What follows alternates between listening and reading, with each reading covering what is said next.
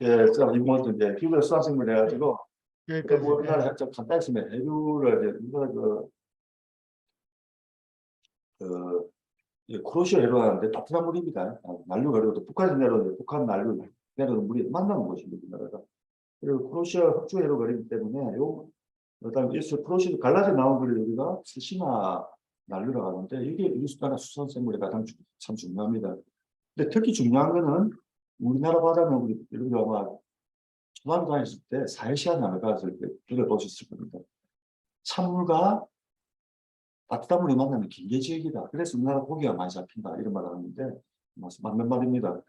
우리나라는 육지에도 선발선이 있듯이 바다에도 선발선이 있습니다. 선발선이 가지고 그 찬물에 사는 냉수성의 종과 따뜻한 물에 쓰는 온수성의 종이 첨예하게 만나는 경계지역입니다. 우리나라는. 그래서 우리나라 바다에 있는 고기가 맛이 좀 있어요. 경계지역에 사니까 살기라고 발버둥을 쳐서 그런가 맛이 있습니다. 그래서 제가 요 북스태핑을 해구를 하면서 해양 쪽으로 가면서 제가 이런 또 개체 기반 모형이라 가지고 보드가 이제 알을 동주부에서 나와가지고 해류를 따라서 이제 오고 오다 해물 치밀어 와가지고 오는데 요 이제 녹색으로 표시한 것이 이제 새끼죠. 아주 새끼 이제 보드인데 이게 뭐 2~3주 만에 동주부에서 바로 러시아까지 올라가고 그다음에 일본까지 일본 앞바다로 수해까지 바로 가잖아요. 바로 가는데 제가 이런 동영상을 보여드리는 게 왜냐하면 수산 연구자는 물론 해양수산 공무원들이 어떻게 보면 고등어를 정착성 생물을 하고 있어요. 정착성 생물. 해수부종인지도 몰라요. 그래서 뭐 수해 경기만이라고 위에서 잡히는 고등어는 거기서 살아나는 줄 알더라고요. 저 부산 앞바다에 잡히는 고등어 부산에서 살아나고 거기서 살아나는 줄 알고 해양수산 공무원 과장이라는 사람도 그렇게 생각하고 있더라고요. 제가 물어보니까.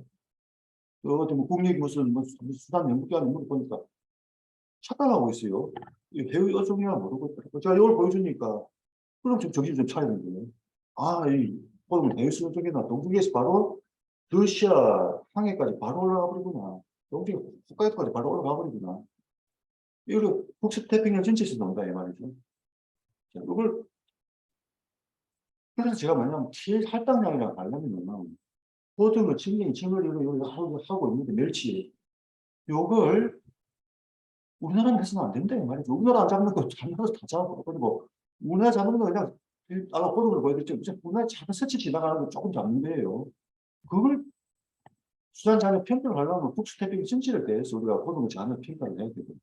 관리를 하려면 일본, 중국, 러시아 같이 해야 된다는 거죠. 그거 안 하고 우리나라 하는 거는 엉터리다 이 말이죠. 엉터리만 해도 요거는 이제 더 이상 학사도 못 우기니까 어민들이 제 책 읽고 막 따지니까 답변을 제대로 못하고 있어요. 요거 한 뻔한 거짓말을 하는 걸 알고 있으니 대학사보다 더 이상 요거는 우기지 못하고 있습니다. 어민들 하면 답변을 뭐 아무 말 안 해요. 지금 제가 어민들한테 이야기 듣거든요.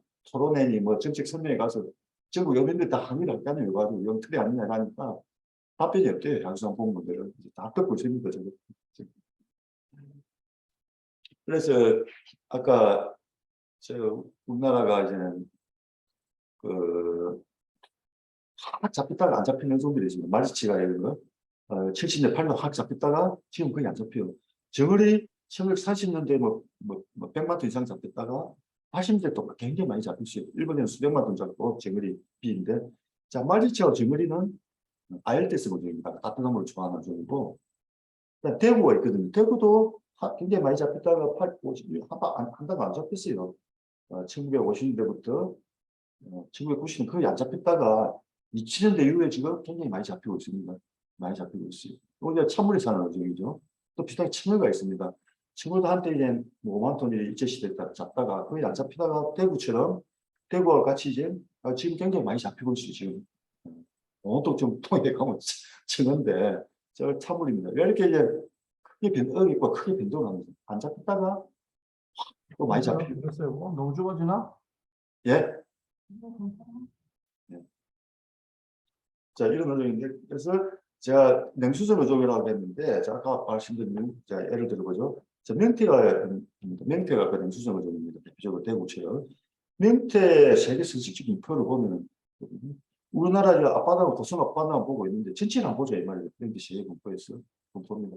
우리나라는 뭐냐 이 말이에요. 밴드에서 자 여기부터 저 캘리포니아까지 거의 뭐 베링에 알래스카까지 쫙그 캐나다 앞바다에 다 잡히잖아요, 그죠? 서식이 하는데 우리나라는 뭐냐 뭐 밴드 서식의 최서단이자 최남단입니다.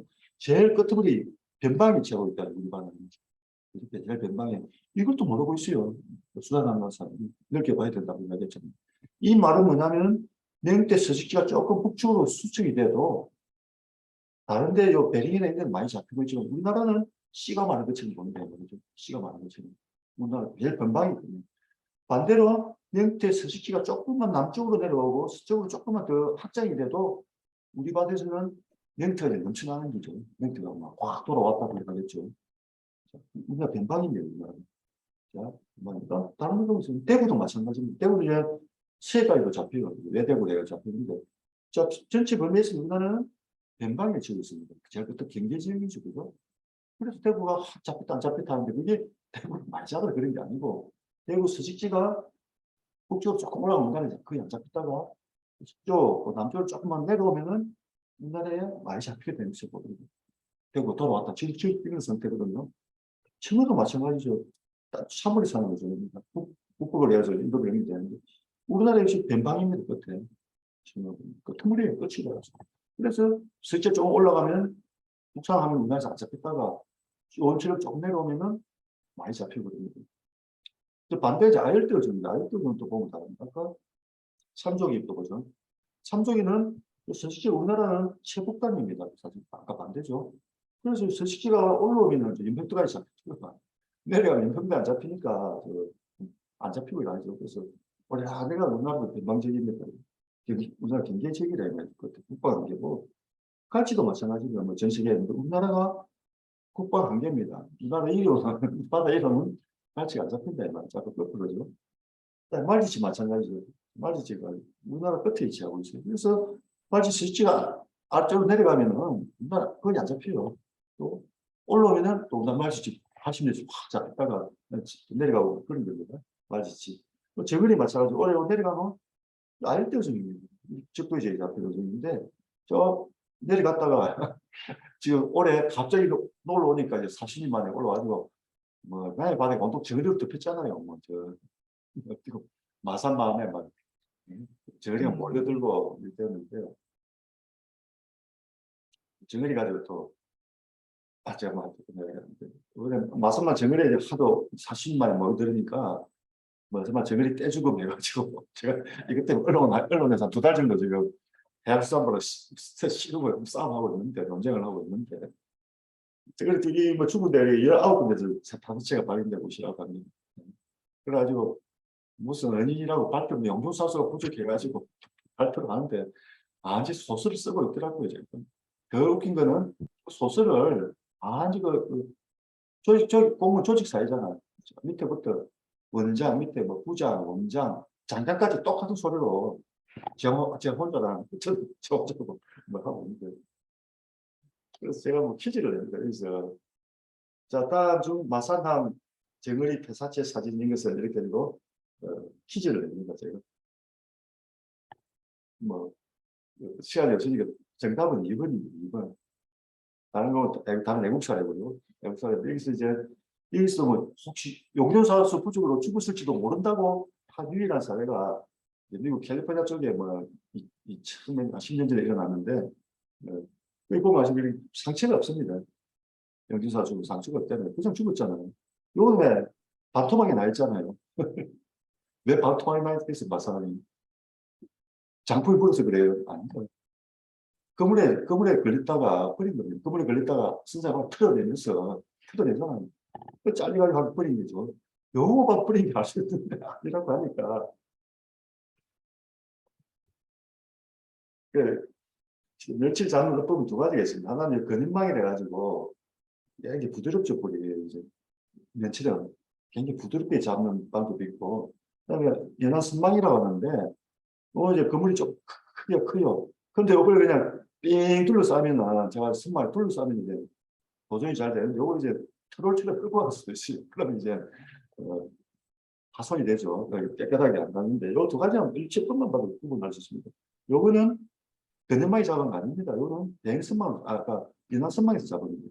인화선망이나 정치망에서 잡은 거예요. 그물로 잡아가지고 인화선에 잡아가지고 반토막이 나 있잖아요. 그죠? 이런 거 볼 수 있고. 그리고 여기 왜냐하면 엄들이 여기 분해 규제 때문에 그렇습니다. 분해 규제 때문에 제가 뭐 몇 번 반박을 했죠.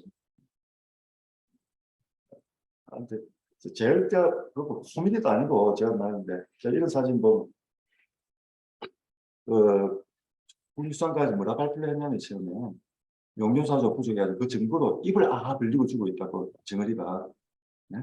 지금 입 벌리고 있다고 죽고 있다.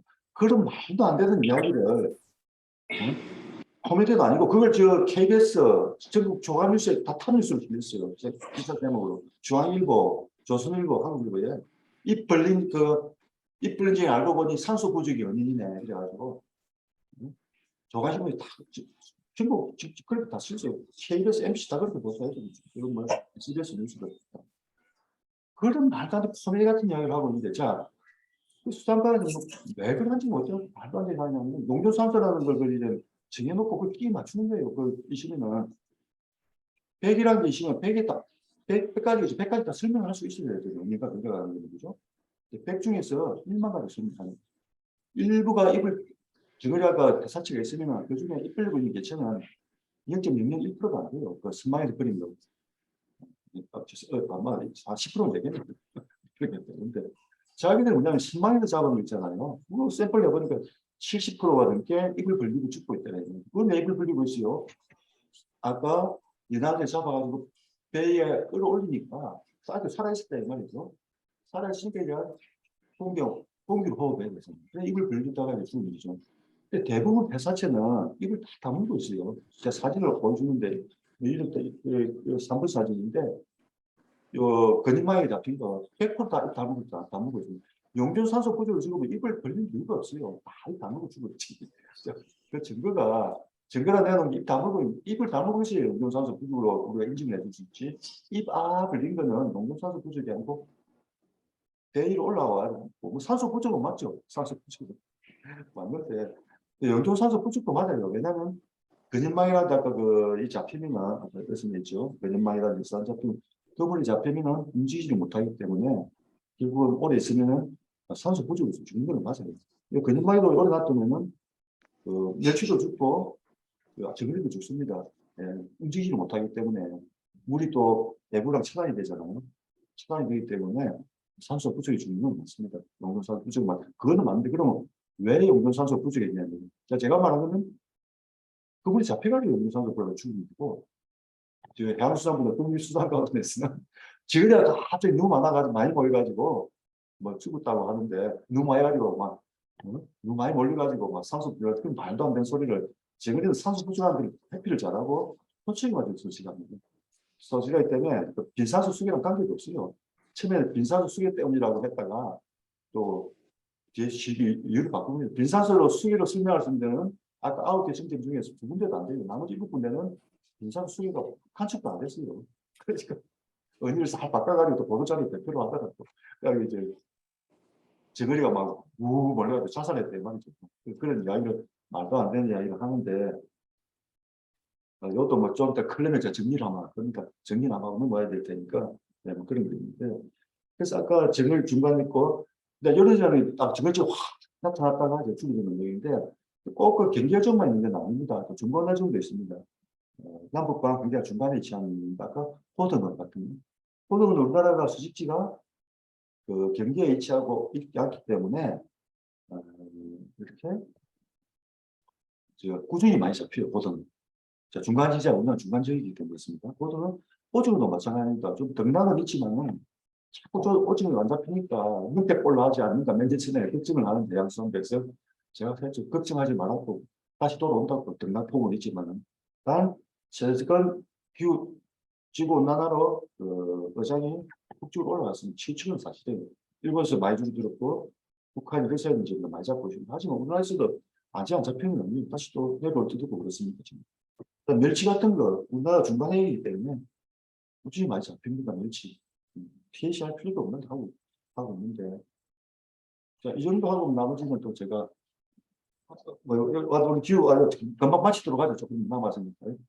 예, 우리나라 그 바다나 저 육지 모두 수온이 올랐습니다. 수온도 오르고 기온도 올랐죠. 올랐어요. 그래서 제가 이거 정리를 했는데 우리 바다 이제 서해 제하고 동해나 대한해 남해는 게다가 저는 예 물은 따뜻해졌습니다. 지난 40년 동안 물이 따뜻해졌고 아래 100m 이하 청수원 200m 사이는 500m 사이는 물이 차가워졌어요. 반대로 차가워 위에는 정어리 같은 아이들이 있다가 무슨 대륙에서 밀치와 호동가 많아지고 그다음에 최근에 사로징가 많아지고 있습니다. 이 그림에서 정어리가 제일 위에 있죠. 제칸의 포층에서 시간을 줍니다. 그 밑에 호동 밀치가 살고 오지는 더 깊은 곳이에요. 하지만 그래도 그 포층에 사는 중이고요. 바닥에서는 옛날에 말리치던 아이들가 좀 많이 잡혔는데 물이 더 차가워지니까 반대로 차가워졌습니다. 청어와 태부가 많이 잡혔습니다. 이거 제가 2014년 동아일보에 나온 거예요. 2014년. 제가 그 2012년에 제가 논문으로 다 정리를 해가지고 발표는 아닌데, 이걸 지난 4년 동안 정리를 했어요. 정리하는데 뭐 간단한 그림이지만은 국민들 잘 수긍을 하시더라고요. 저희 발표를 하는데. 그래서 제가 이런 걸 관련해가지고 우리나라 이제 수산 정책이 어떻게 되는가 국제신문에 수산 강구 가는 길이라 시대 연재를 최근에 마쳤습니다. 앞으로 이런 다음 관심 있는 분은 아까 이런 그림이라 제가 그 강의에 못당한 거는 다 이렇게 자세히 훈련 형식을 통해서 설명해서 하고 있고, 그리고 제가 가장 좀 쉽게 배울 때 어선 크기 규제를 없애야 됩니다. 우리나라 지금 우선이 이거로 우리나라는 140톤 이상 못 지켜요. 어선이. 일본 200톤이 최고입니다. 우리나라 못난이 우리나라는 일제시대에 정한 요 140톤 규제 아직도 따라하고 있습니다. 근데 러시아 노르웨이입니다. 약 4,400톤. 뭐 러시아 됩니다. 14,000톤으로 빼잡고 있습니다. 잡고 있는데 이 나라는 지금 굉장히 많이 잡고 인권 미치려고 하면서 금융효를 넣어주고 있는데 우리나라의 고등학생 대학생망인데 관심 안 해요. 100년 전 모습 그대로예요. 배 크기가 생긴 거 모양 똑 그대로입니다. 심지어는 등선이라는 등을 비추는 집어등을 쓰는데 등선이 있어요. LED 등이 안 쓰고 됐긴데 등선이라는 걸 따로 붙이게 됩니다. 일제시대 때. 그걸 지금도 쓰고 있어요. 등선을. 그냥 배에 그 집어등 설치하면 됐긴데 규제로 100년 전 모습 그대로 쓰고 있습니다. 그래서 제가 그랬죠. 우리나라 수산업은 100년 전 인력거 수준에 딱 머물고 있다고. 지금 전기 자동차가 육지에서 온 전국이 달리고 있는데 유독 엄마는 인력거 수준인 거죠. 인력거 수준. 일본도 마찬가지죠. 일본이 어디냐면 뭐 홋카이도 아니고 일본 동경 부근입니다. 혼슈 앞바다입니다. 일본 태평양 동경 근처에 옆에 어느 나라 배냐? 러시아 배입니다. 한 5천 톤 돼요 배가. 5천 톤 배가 잡고 있어요. 일본은 최대 200톤밖에 안 되고 안 잡고 있으면서 남해 간다고 자기들은 안 잡고 있어요. 참 착한 사람들이죠. 러시아는 잡고 있어요. 이렇게 흡사하게 들어와가지고 고객만 하고 있어요. 그걸 일본 작가가 사진 찍어가지고 일본 언론에 했는데 한 생각이 없어요. 자기들은 못 잡고 있는 거 일본 러시아 가서 잡고 있는데 구경하고 있습니다. 이게 문제가 뭔지도 모르고 아직도 남해 털어나가고 있습니다. 남해 감 털어나가고 있습니다. 그래서 이런 이제 무슨 동경 128도 문제라든지 그런 거 하는데, 그래서 이런 거는 제가 책으로 되짚어보는 수산하기를 가지고 인터넷 서적으로 다 꽂힌 걸 정리했습니다. 강의를 1시간 넘게 했는데 마치도록 하겠습니다. 네, 굉장히 그 열정적인 강의를 들었습니다. 그리고 내용도 굉장히 저희들에게 필요한 내용들이 많았고 지금까지 수산에 대해서 오해를 했던 경우들도 상당히 많았던 것 같은데 굉장히 그 유익한 시간이었던 것 같습니다. 제가 다행히 한 15분 정도 그 줌 시간을 조금 늘려 놓고 있었어요. 그래서 혹시라도 질문이 있으신 분은 한 지금 정도 이렇게 말씀을 해주시면은 좋겠습니다. 너무 길지 않는 범위 내에서 질문을 좀 해주시면 고맙겠습니다.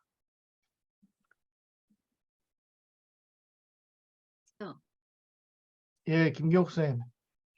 네, 교수님 발표 잘 들었습니다. 흥미있게 들었는데요. 저는 이제 수산학에 대한 정보는 좀 문외한이기도 합니다. 근데 쌤 발제 처음에 왜 그 거짓 수산학을 100년 말씀하셨는데요.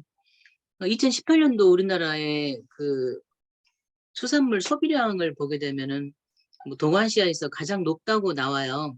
예. 그런데 아까 그 도표에 보게 되면 연간 어획고를 보게 되면 대만이나 중국은 엄청 높은 데 반해서 한국은 낮더라고요. 물론 마지막 그 멘트에서 어선에 대한 규제를 말씀하시고 계시잖아요. 법적인 예. 문제를 말씀하신 것 같은데요. 실제 우리나라 기술은 이번에 뭐 러시아나 우크라이나 전쟁에서 전쟁 자금을 낼 만한 그 해빙선을 그 축조할 만큼 상당히 기술적인 측면도 있는데 왜 수산학에 대한 연구나 또는 이런 그 제도는 아주 그 미미한지 그 이유가 상당히 궁금합니다. 근데 제일 큰 책임이 연구자들, 대학 교수들, 또 그 제자들, 연구자들이 한 목소리로 남의 때문에 수산자원을 보호해야 된다 가지고 어선 세력을 줄여야 된다 가지고 포기를 못 잡게 해야 된다고 지난 40년 동안 조치가 터지고 나왔어요. 그게 아니라고 말하는 게 제가 처음입니다. 그 부지를 풀어야 된다고 말하는 게 처음이고 남이 일어나고 있지 않다. 그래 아까 말했잖아요. 지금 우리가 세빙수도 있는 나라가 업은 아까 100년 전 저 인력거 수준 아까 그 등선 대행선 100년 모습 그대로입니다. 또 다른 데도 업 다 같아요. 뭐 무슨 뭐 육수 장막이라는 게 있는데 뭐 150년 전통의 뭐 모습을 잘 감지한 전통 자랑스러운 전통어법이라고 하는데 자랑스러운 전통어법이 아닙니다. 규제 때문에 거의 못 바꿔가지고 150년 전 법을 지금도 그대로 쓰고 있어요. 용어도 일본 용어 그대로 써가지고 육수 장막이라 가지고 일본 말입니다. 손가락이 6개니까 그물 6개라 이 말이죠. 그물 전 선이 6개란 말인데 가서 그런 걸 그대로 쓰고 있어요. 우리나라 지금 바닷가에 한번 보고 싶죠. 배 모습, 손 모습은 아마 어릴 때 모습하고 지금하고 많이 바뀌었나 보죠. 다 그대로입니다. 변한 게 없습니다. 그게 한이 뭐냐면 업을 없애면 없앨수록 무슨 내가 그 대학 교수나 연구자 뭐냐면 자기가 그 순수한 무슨 사명의식이 있어가지고 그 승리학에 바탕한 뭔가 승리의식을 가지고 야 나는 우리나라 수산자원을 보호해가지고 수송에 넘겨줘야 된다. 또는 뭐 수산자원을 회복해야 된다. 그런 관념이 있죠.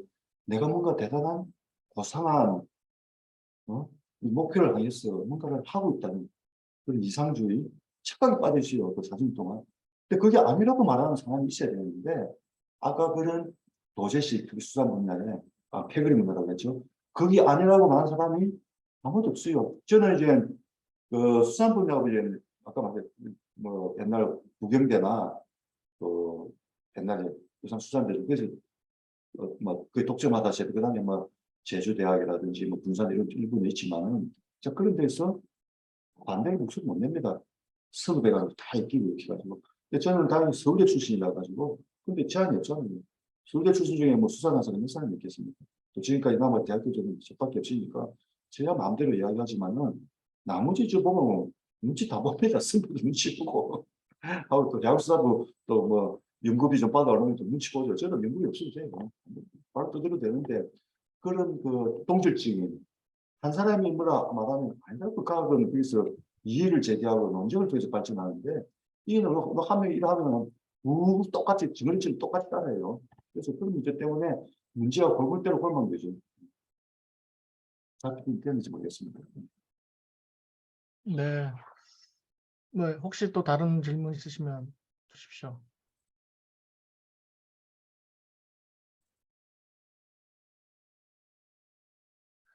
지난번에 한번 저희 목포에서도 전어인가요? 전어가 때로 한번 이게 붕붕 떠 있어가지고 저도 사진을 찍고 그랬는데 사람들이 신기하다고 엄청나게 찍더라고요. 근데 그때 당시에 그 목포 해양수산 목포청인가 거기서 이렇게 와가지고 이렇게 뜰채로 이렇게 해서 건져내는 걸 봤어요. 근데 그 원인이 무엇일까 이제 뭐 그런 게 이제 그 이슈만 있었고 결과에 대해서는 아무도 뭐 다 잊어버렸습니다 이미. 그래서 이미 3개월 전에 있었던 사건이었는데 지난번 정어리도 약간 비슷한 사건이 아니었을까. 그 마산 쪽인가 그쪽에 있었던 그 정어리. 그래서 교수님 생각하시기에 뭐 전어든 정어리든 아까 이제 정어리 같은 경우는 예, 어떤 다른 원인 말하자면 이렇게 많이 잡았다가 갖다 버리는 그런 경우들도 있을 것이다라고 이제 그 주장하셨던 부분들도 있는데 이게 왜 이렇게 자꾸 뭐 그 아깝잖아요. 버리는 것도. 근데 왜 이렇게 버려야만 하는지 이제 예, 그런 거에 대해서 좀 의견 있으신가요? 버리는 게 이번에 뭐 크게 났지만 버려왔어요, 지금까지. 예를 들어서 대표적으로 8월 달에 영덕에서 참치죠. 예. 참치, 썩은 참치가, 큰 참치가 뭐 수백 톤이 밀려와가지고 맞아요. 썩고 난리가 났잖아요, 그때. 영주사도 그지 아니, 버린 겁니다. 그거 바로 버린 게라 바로 나왔잖아요, 정치망에서. 그 이제 규제로 국제 협약을 잘못해가지고 뭐 600톤인가 이상 잡으면 안 돼요. 지금 수천 톤이 잡히고 있는데 규제를 잘못해가지고 정치망은 선택성이 없어요. 잡히면 무조건 골라 잡아요. 모든 노점을 다 잡는데. 참치 청지가 국제 규제에서 위반됐다고 더 잡으면 안 되기 때문에 버린 겁니다. 그래가지고 또 뭘 버렸냐면 지금 뭐 여수에 또 갈치 있죠. 갈치 뭐 거북이에 정치망이 잡히면 그러면 뭐 하루에 수십 톤 버리. 저 유튜브에 보면 KBS 뉴스, 연신 뉴스 보면 어민들이 막 사고로 다 버리고 있는 거 다 처리다 했잖아요. 강의하고 이런 혼액 금지법 이런 거 없애야 된다고. 왜 아까운 우리 잡은 걸 다 버리게 하냐고. 오히려 오일만 시킨다고. 그거 보면 버리는 거 이게 오늘 하루 새로운 문제가 아니고 좀 일어나고 있는데 우리가 바다에 관심이 없죠. 사람들이 모르고 있었다는 것이 전부 바다에서 다 버리고 있는 일들이 일어나고 있었어요. 일어나고 멸치 버리고 아까 거짓말 정어리나 다른 밴댕이 버리고 한 거 지난 10년 동안 계속 일어나고 있었어요. 그게 이제 뉴스가 안 됐다 이 말이지 계속 일어나고 있습니다. 아까 무슨 전원직에 제가 정원 확인 못하겠지만은 그렇다고 그런 규제 때문에 버리고 가지고 또 오는 기지 아니면 팔 데가 없어가지고 팔 데 없으면 버릴 수밖에 없어요. 근데 자연적인 요인을 줄였다? 그건 말이 안 돼요. 우리나라 바다에서 어떻게 자연적인 요인으로 산수가 부족하는지 우리나라 바다가 많이 깨끗해졌습니다. 근데 뭘 말도 안 되는 이유로 용존산수가 부족하다. 예. 아니 태안에서 기름 사고 났을 때 거기서 멸치가 죽고 이랬어요. 태안에서 유조선 사고 났을 때 다 도망가 버리잖아요. 그쪽에는 죽은 거는 움직일 수 없는 폐류들, 바다에 사는 구리나 이런 거죠. 이것들은 몰살 당하지만 물고기는 바보 아닙니다. 환경이 나쁘면 바로 다른 데 도망가 버려요. 음, 정리도 바보 아니죠. 도망가 버리는 거지. 그러게. 음, 예, 교수님 예, 질문 하나 이상한 하겠습니다. 교수님. 그 예, 발표 잘 들었고요. 그러니까 실제 과학적인 데이터에 근거하지 않고 이렇게 남핵 같은 것만 좀 강요해 왔다라고 하는 것에 대해서 충분히 이해가 됐고요. 이제 뭐 과학적인 근거를 기반으로 한 수산 정책을 해야 된다라고 하는 말씀인데, 그러면 우리나라 어업이 좀 지속 가능하게 하려면 어떤 방식으로 어업을 좀 활성화시킬 수 있도록 그러니까 큰 틀에서 어떤 전환이 이루어져야 되는지, 그동안의 문제점에 대해서는 공감이 충분히 가는데, 그러면 이제 앞으로 어떤 식으로 좀 정책이 확 그 줄기가 좀 바뀌어야 되는가라고 하는 부분이 좀 궁금하거든요.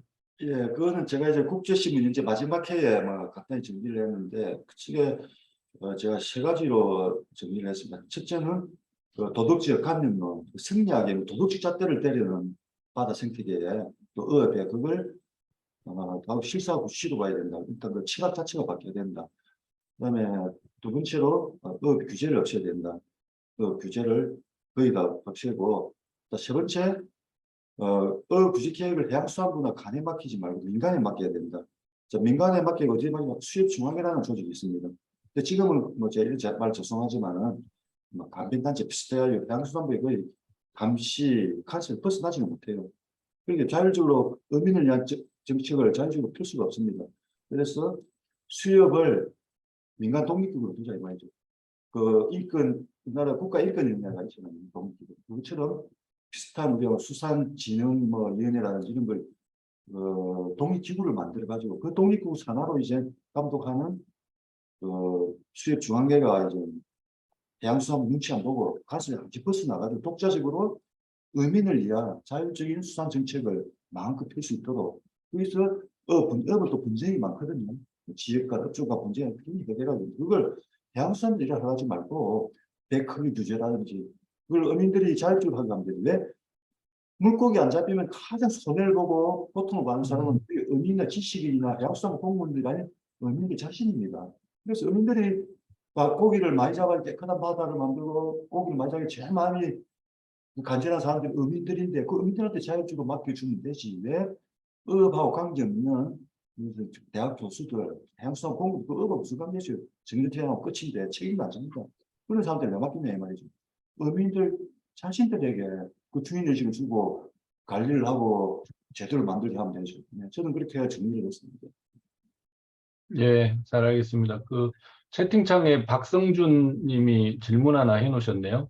자, 채팅창 어디 있지? 아니, 예, 네. 아웃풋 규제 시행하는데 왜 전통적인 인풋 규제를 유지하고 있냐? 이유가 뭐냐? 이렇게 질문하셨네요. 우리나라는 그 규제 하나 만들 때마다 해양수산의 실적이 올라가요. TAC도 지금 뭐 40% 하고 있다는데 앞으로 목표를 80%, 예에 80%를 KC도 제공해가지고 한 종 내리고 거물이 한 종 내리죠. 실적으로 올라갑니다. 또 금시시장도 내리죠. 또 실적으로 올라가요. 뭐 TAC도 내는자면은 실적으로 올라가지고 뭘 했다는 걸 목표지 도달했다는 걸 증명하기 실적이 가기 때문에 무조건 유곽이 돼 있어요. 그것 때문에 계속 다른 이유 없습니다. 공무원들 그 해군 조직이 움직이는 속성이 그런데. 네. 예, 굉장히 선생님 그 네, 말씀 송기태 교수님 잘 들었습니다. 짧게 좀 부탁드립니다. 끝날 것 같아요. 어획고와 관련해서도 또는 뭐 이제 그동안에 이제 세계 잡는 어업량에 이제 거기에서 어쩌 생각해 볼 부분이 있는 것 같은데요. 여기 그 어디지? 그 1인당 소비량 이런 것에서 실은 이제 종류별로 좀 다를 것 같은데 한국의 경우 특히 해조류 소비가 굉장히 많은 국가이고 또 양식업이나 이게 굉장히 확산되어 있기 때문에 여기에서의 1인당 수산물 소비는 이제 잡는 어업에서만 해당되는 건 아닌 것 같고 그래서 양식업에서 생산되는 그 소비량도 상당할 것 같고요. 그리고 이제 대륙붕 면적당 어획고에서는 그것은 이제 잡는 어업에서만 파악을 하신 것 같아요. 그래서 양식 어획고하고 잡는 어업하고 좀 이렇게 같이 말씀을 해주셨으면 저희가 좀 더 쉽게 이해할 수 있지 않을까 이런 생각이 좀 들었네요.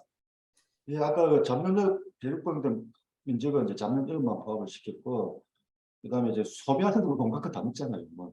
그러니까 아까 소비량에서 대부분 차지하는 다른 나라에 비해서 해조류 비율이 상당히 높습니다. 우리나라가 또뭐 해조류 다 양식이죠. 뭐 양식을 할 수 있는데 또 불 같은 거 뭐 사실 바다에 키우지만은 양식이라고 하지만 뭐 양식하고 자연산하고 구분이 됩니까? 근데 어쨌든 간에 그 소비하는 건 우리가 먹는 뭐 온갖 거 다 먹잖아요. 뭐 또 통조림에 있는 것도 먹고 수입해온 것도 먹고 그죠? 아까 통계에서 수입한 것도 포함 다 되어 있습니다. 수입한 거기서 한 뭐 몇십 프로는 수입해야 먹는 것도 있고 그죠? 그거는 그렇게 이해하시면 되겠습니다. 네.